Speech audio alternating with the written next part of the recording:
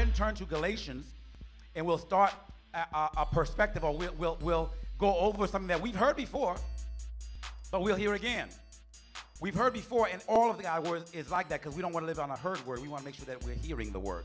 And so, but we've heard before, and we'll hear again, but we want to go ahead and look at it from every scope, every aspect, and dig deeper into it each time that we come to this. Amen?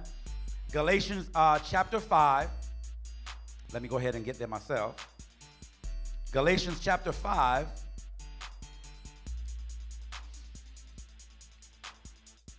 And we're going to start reading at verse 4.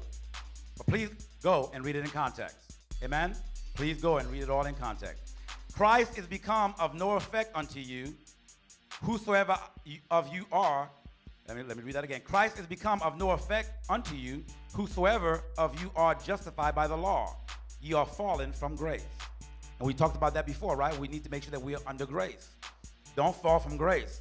The unmerited favor of God. You don't deserve what God does for you. You don't deserve having God in our lives. We don't deserve having God in our lives. We don't deserve it. So just deal with that. You know, it's all good. Nobody does. All have sinned and fallen short.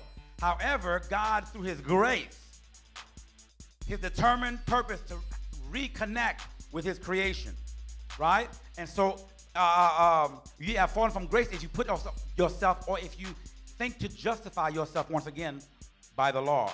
For we, through the Spirit, wait for the hope of righteousness by faith.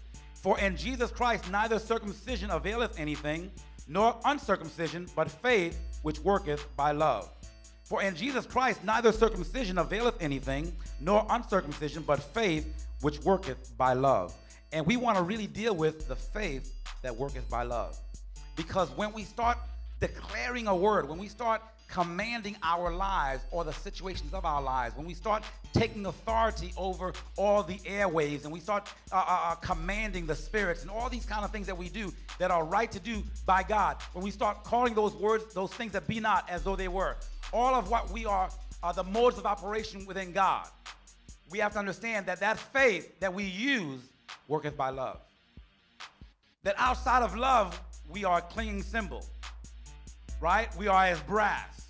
And so we have to understand that all of our workings, all of our doings, all our implementation worketh by love.